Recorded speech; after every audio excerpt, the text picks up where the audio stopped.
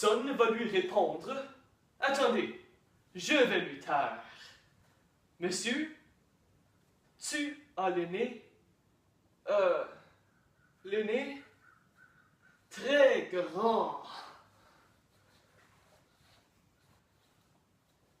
Très grand? Oui, monsieur.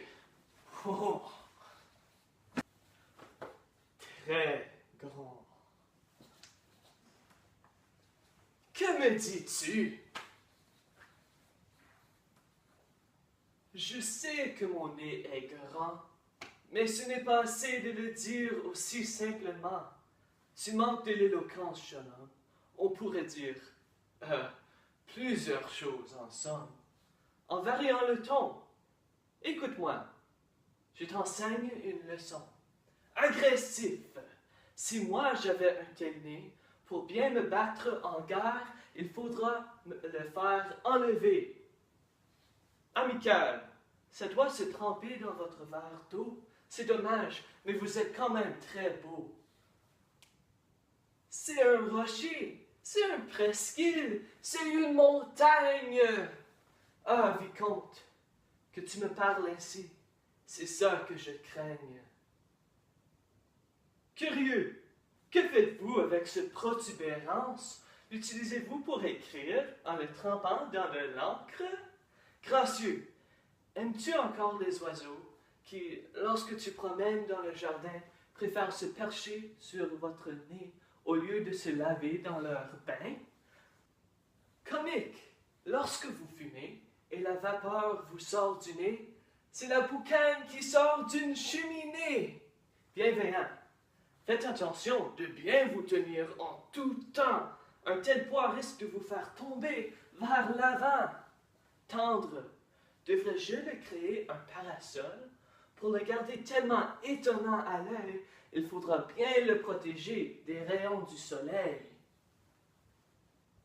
Prétentieux, c'est sur un béhémoth qu'on retrouve un tel nez, depuis le début, le plus grand à être créé.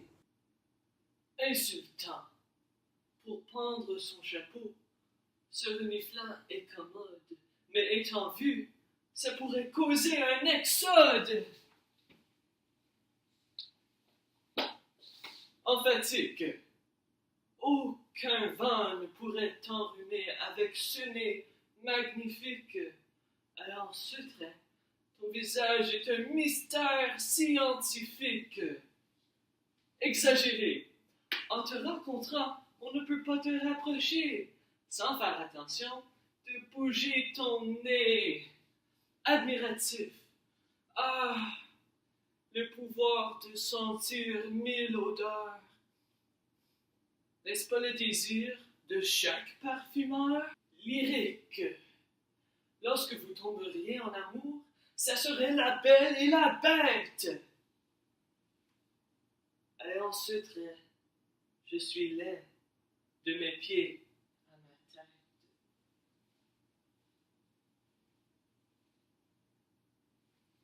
Naïf!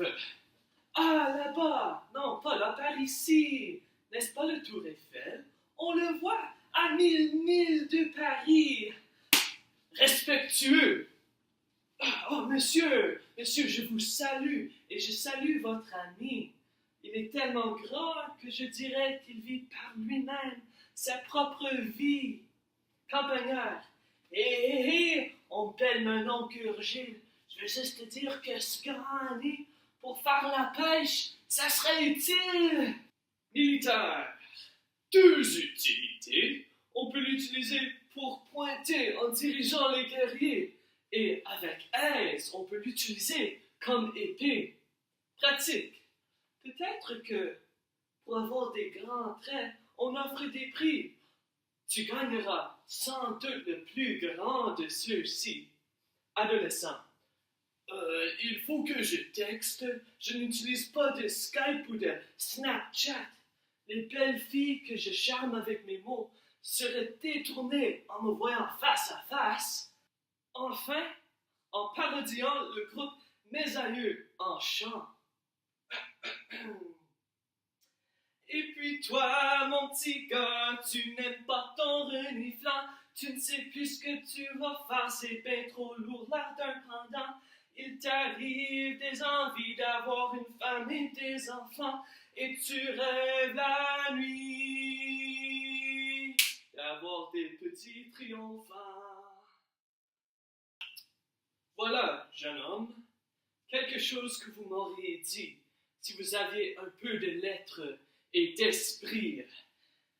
Mais vous êtes en esprit ce que je suis en apparence, le plus lamentable des êtres.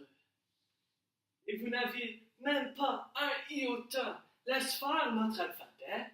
Vous n'aviez que les 6 lettres qui forment le mot stupide. Et je viens de le montrer à cette galerie. Tu devrais te sentir timide. Vous ne pourriez pas articuler le début du quart de la moitié d'un de ceux que je viens de m'attribuer.